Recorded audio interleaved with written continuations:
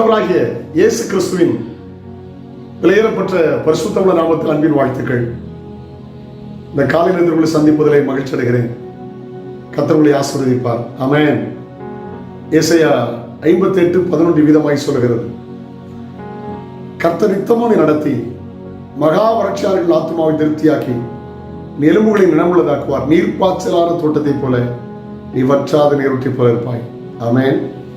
கர்த்தர் நித்தமும் நடத்தி மகா வறட்சியான காலங்களில் ஆத்துமாவை திருப்தியாக்கி உன் எலும்புகளை நினமுள்ளதாக்குவார். நீர்ப்பாய்ச்சலான தோட்டத்தை போல நீ வற்றாத நீரூற்றை போல இருப்பாய். அப்படிப்பட்ட நல்ல நாளை உங்களுக்கு மாறட்டும். கென்யாவில் நல்ல கம்பெனியில் வேலை செய்து கொண்ட ஒரு மனுஷன் தன்னுடைய வேலையை ராஜினாமா பண்ணினார். ஒரு வசதியானவர், படித்தவர், பணக்காரர். என்ன செய்ய போறார் தெரியுமா? தன்னுடைய சொத்துக்கள் எல்லாவற்றையும் விற்று 200 ஏக்கர் இடம் வாங்கினார். தரிசு நிலம் வாங்கி அதில் விவசாயங்களை ஆரம்பித்தார். காரணம், 500 ஏழைகள் சிறுவர்களை வைத்து பராமரித்தார். அவங்க கேட்டாங்க, குறிப்பிட்ட காலம் வந்த போது கேட்டாங்க, இவ்வளவு பிள்ளைகளை எப்படி பராமரிக்கீங்க, ஃபண்ட் ரைஸ் எப்படி பண்றீங்க, உங்களுக்கு ஃபண்ட் எங்க இருந்து வருது? அவசரம் ஒரு மனிதர்கள் கையேந்தவில்லை. கர்த்தர் நிலத்தை ஆசீர்வதித்திருக்கிறார்.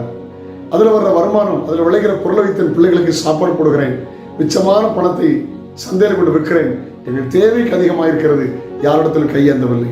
ஆச்சரியம். அந்த சுற்றிலும் இருக்கிற இடமெல்லாம் விவசாயத்துக்கு உகந்ததல்ல. ஸ்தோத்திரம். எல்லாம் தரிசி வனாந்திரமான இடம்.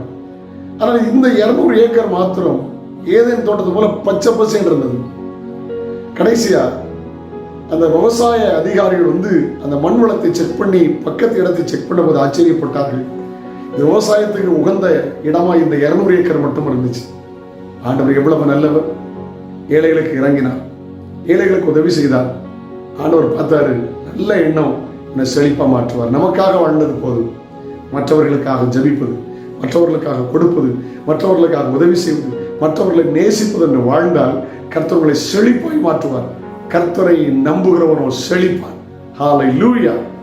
அப்படிப்பட்ட நல்ல நாளாய் மாறட்டும். உதவி செய்யுங்க. ஏழைகளுக்கு இறங்குறவன் கர்த்தருக்கு கடன் கொடுக்கிறான். சிறுமைப்பட்டவன் மேல் சிந்தை உள்ளவன் பாக்கியவன். உங்க சிந்தையில இருக்க சாப்பிட்றீங்களா? யாருக்காக சாப்பாடு வாங்கி கொடுங்க. ஒரு காஃபி குடிக்கீங்களா? வெளியில யாருக்காக வாங்கி கொடுங்க.